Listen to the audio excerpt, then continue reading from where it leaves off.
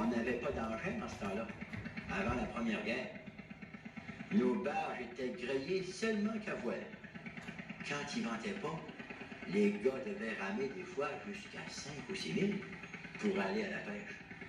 Nous autres, on partait le matin au pic-pac-pac et on revenait à la voile. Quand la brise était belle, on allait plus vite à la voile qu'avec l'engin. On s'arrêtait pour lever nos réards. La meilleure boîte pour nous, c'était le squid, puis après, le hareng. Le hareng arrivait au printemps, puis le squid vers la mi-août. Dans l'été, quand on en manquait, on allait au lançon. Moi, mes ancêtres sont venus de Jersey. Ils ont été parmi les premiers à s'installer ici. Ils ont vu tout de suite que Grande-Grappe, c'était une bonne place pour la pêche à la morue.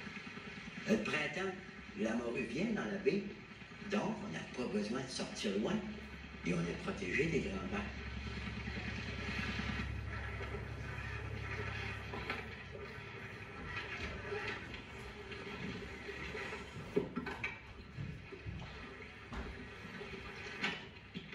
Un printemps, je revenais de la petite école.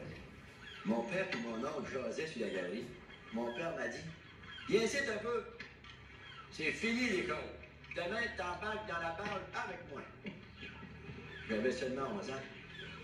La pêche, c'est devenu toute ma vie.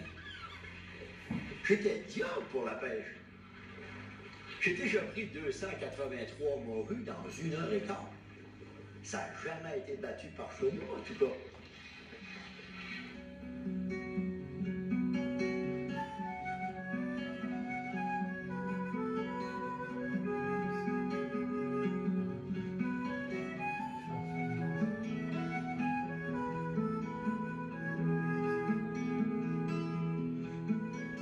Non, j'oublierai jamais ça. Descendre sur la grappe pour travailler la morue, puis remonter cette côte-là du matin au soir.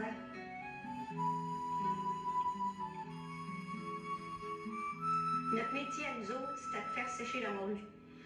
Ça se faisait ailleurs en Gaspésie, mais c'est ici, à Grande-Grappe, que la morue séchait mieux. Le soleil est plus chaud par ici. Il y a toujours une bonne brise. Le hareng arrive ici 2 ou 3 semaines plus tôt qu'ailleurs. Ça fait qu'on était en avance sur les autres. Notre morue séchée était bien aimée dans les vieux pays. Même qu'en Italie, il paraît qu'il en servait au réveillon de Noël. C'est bien simple, la Gaspésie, c'était la meilleure au monde.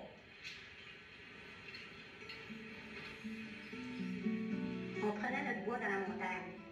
Après la saison de pêche, les hommes allaient bûcher le bois de chauffage. Ça prenait entre 20 à 30 cordes de bois par famille pour passer l'hiver. Les gars faisaient attention. Ils coupaient le bois mort et le bois à terre d'abord. Ils ménageaient la forêt. Chaque été, on avait notre jardin. La saison était courte et la terre en pente était bien difficile à travailler. On avait des légumes, de la viande, du poisson, des œufs. Dans ce temps-là, on n'aurait pas pu vivre seulement de la pêche. Pas au prix qu'il payait pour la morue. Mais on se débrouillait, on mangeait ce qu'il y avait sur la table. On ne cherchait pas ailleurs pour trouver mieux.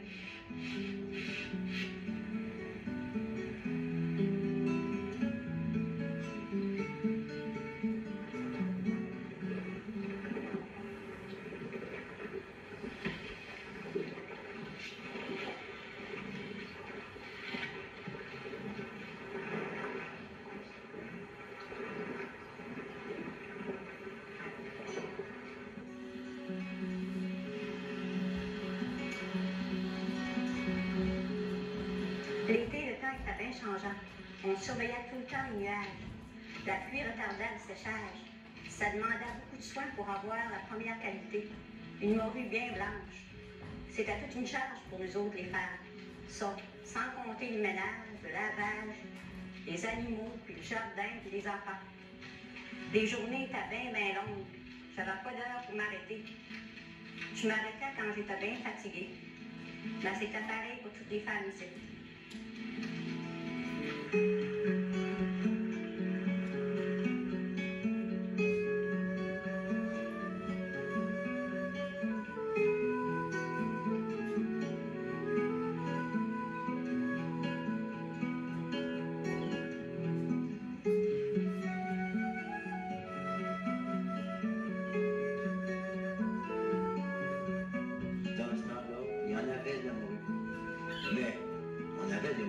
saison aussi.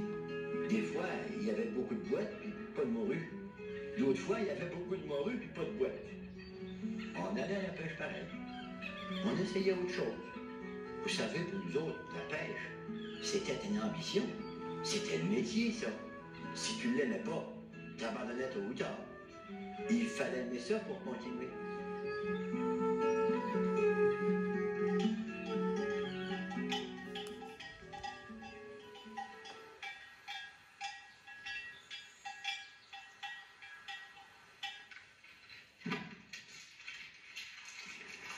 On vidait tout de suite en arrivant.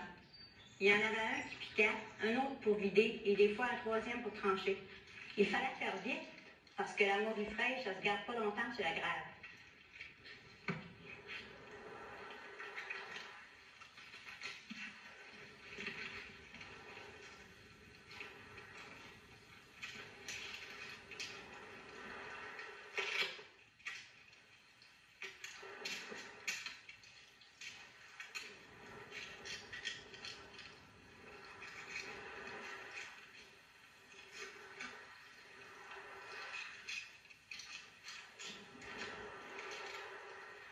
Le plus difficile, c'était de la trancher, d'enlever la nauve, l'arête principale. Ensuite, on la lavait dans l'eau de mer pour enlever le sang, puis elle était prête pour la saumure. Pour saler la morue, on la mettait dans une grande cuve. On l'étendait couche par couche et on mettait du gros sel par-dessus. Après quelques jours, quand la morue avait pris son sel, on la plaçait en pile pour faire sortir l'eau. Ensuite, on la mettait à sécher sur des vigneaux. Après une dizaine de soleils, ou 2 à 3 semaines, la morue était bien sec, prête à l'inspection pour la compagnie. La morue que la compagnie refusait d'acheter parce qu'elle était brunie, ou que les mouches avaient été tues, ben c'était nous autres qui la mangeaient. Ça faisait de la bonne fricassée.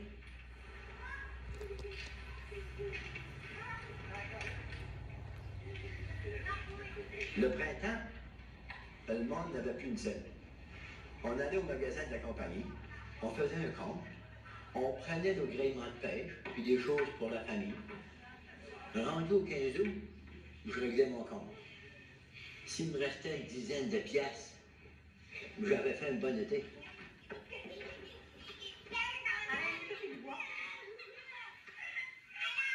On n'a pas clairé souvent 10 piastres dans un été. On l'a fait une fois ou deux. Mais c'était à cause des patates qu'on vendait au magasin. Sans ça, on ne serait jamais arrivé. Quand on avait une mauvaise année, on n'arrivait plus. On rajoutait dette sur dette. On n'avait pas d'argent. Et c'était dur des fois. Mais on se débrouillait. La vie était belle. Peut-être, mais moi, je sais pas si je recommencerais.